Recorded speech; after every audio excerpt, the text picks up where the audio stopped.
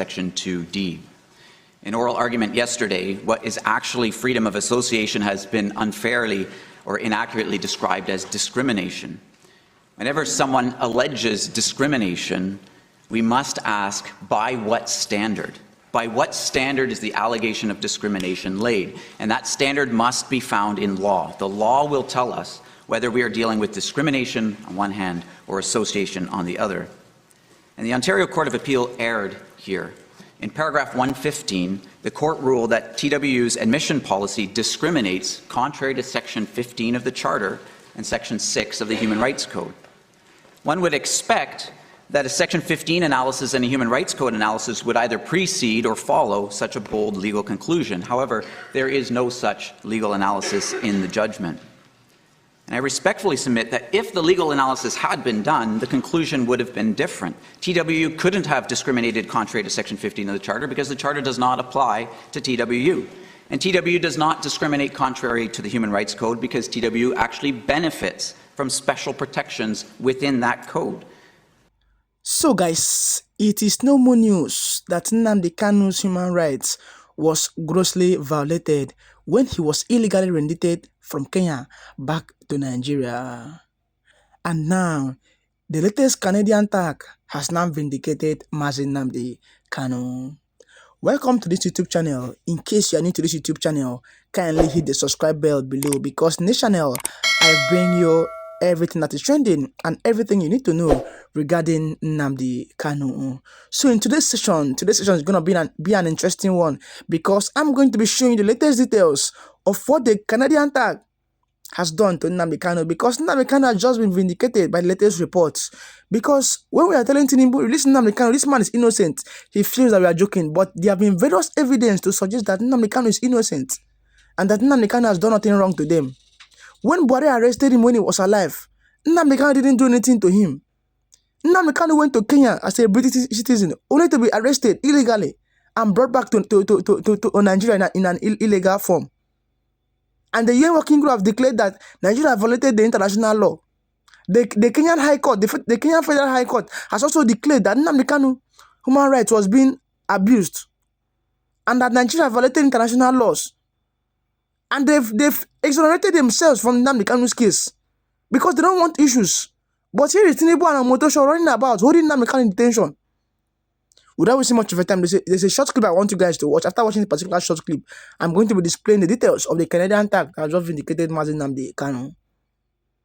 Terrorism is a felony punishable by death or by life imprisonment. Igbos have 70 million people. 30 million is living in Igbo land. So this judge declared 30 million of them that are living in Igbo land as a terrorist. What is their intention, sir? So that everybody in Igbo land will be wiped out as a terrorist. Because the punishment for terrorism is death or life imprisonment. It is unacceptable. You can't just call a whole tribe a terrorist. We are not terrorists. The real terrorists, you know them, the Fulani men. You refuse to declare them terrorists. Biafran agitators don't have gun. Biafran agitators don't have cutlass. Biafran agitators don't have any weapon with them. But you declare them terrorists, whereby the Fulani men, which are killing people almost every day, you have refused to prescribe them as a terrorist. Injustice in the court of law, in the federal government of Nigeria, is too much. It's too much, extra much. So, according to Sahara reporters, Canadian court's terrorist tag on APC, PDP, proves Nnamdi Kanu should be prosecuting Tinubu, not vice versa. US lawyer Bruce Fein. Now you can now see the latest reports from the US lawyer Bruce Fein stating that the Canadian tag has just vindicated Mazi Nnamdi Kanu, and I'm going to read in the details of this particular news. Bruce Fein, a US constitutional lawyer and counsel for Nnamdi Kanu, leader of indigenous people of Biafra, said that the Canadian court ruling shows the Nigerian government prosecution of Kanu is like Lucifer prosecuting Jesus. Fain made the statements following a Canadian court's reported declaration of Nigeria's ruling All Progressive Congress and the opposition People's Democratic Party (PDP) as terrorist organizations. Reacting to the Canadian court's ruling, Fain, in a post on his X, formerly Twitter account, said the ruling has proved that if justice should prevail, Kanu would be prosecuting President Bola Tinubu and the Nigerian government, and not the government prosecuting Kanu. Now you can see the US lawyer Fain clearly stating that if justice should prevail in Nigeria, that Nnamdi Kanu should be the one prosecuting Tinubu, not Tinubu prosecuting Nnamdi Kanu, because Nnamdi Kanu has been justified against all charges leveled against him. The appeal court in 2022 quashed all charges leveled against him. Still yet, Nnamdi Kanu is still being held in detention unlawfully. Let's continue.